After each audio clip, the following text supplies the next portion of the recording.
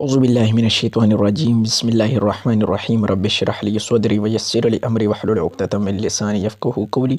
आज हम structure of molecule chapter की लेक्चर नंबर 2 डिस्कस करेंगे, जिसमें हम कुछ अहम क्वेश्चन डिस्कस करेंगे।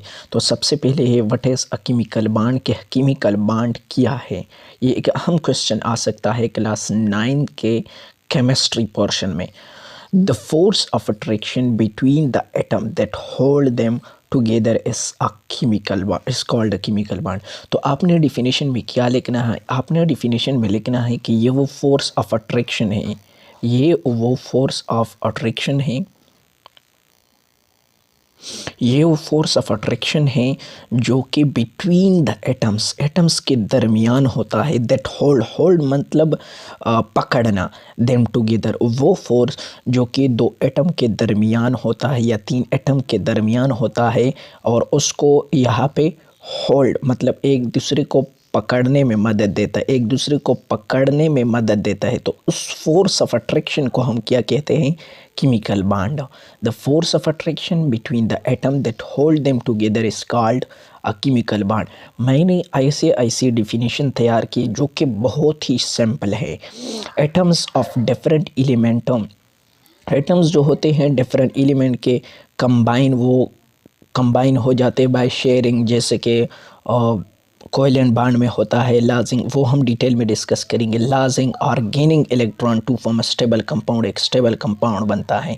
तो ये थी question what is a chemical bond, जो कि एक शॉर्ट क्वेश्चन आ सकता है। तो आपने यहाँ पे ये लिखना है, और वैसे भी कंसेप्चुअल बेस भी आपको पता होना चाहिए कि केमिकल बॉन्ड क्या है। सेकंड जो क्वेश्चन है हमारा वो है why do atom form chemical bond.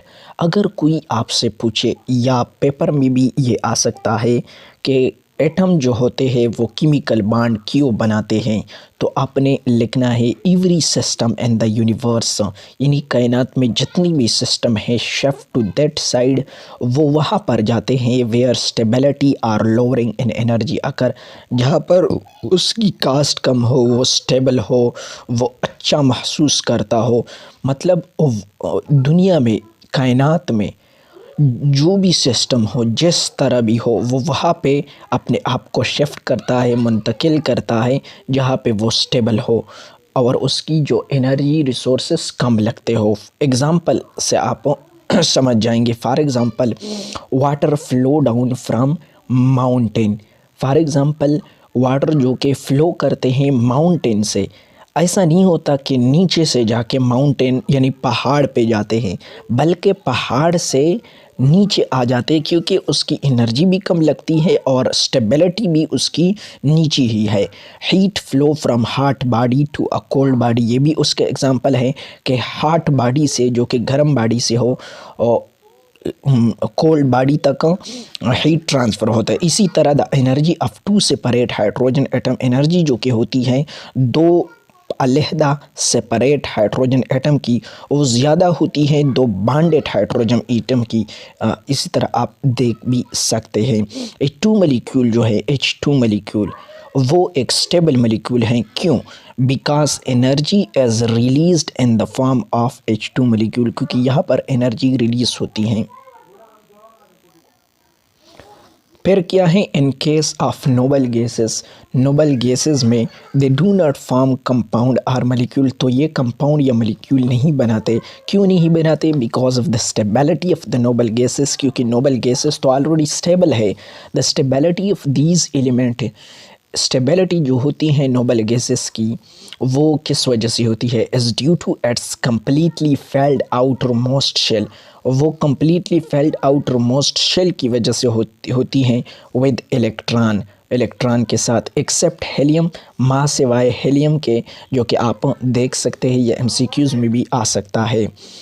अब हम बताएंगे कि स्टेट डॉपलेट रूट, ये एक अहम क्वेश्चन आ सकता है कि डॉपलेट रूट क्या है, और वैसे भी आपको केमिस्ट्री में ये पता होना चाहिए। According to this rule, an atom complete its outermost shell by losing, gaining or sharing of electron to have two electron in its outermost shell। अच्छा, मतलब डॉपलेट और रूल के मुताबिक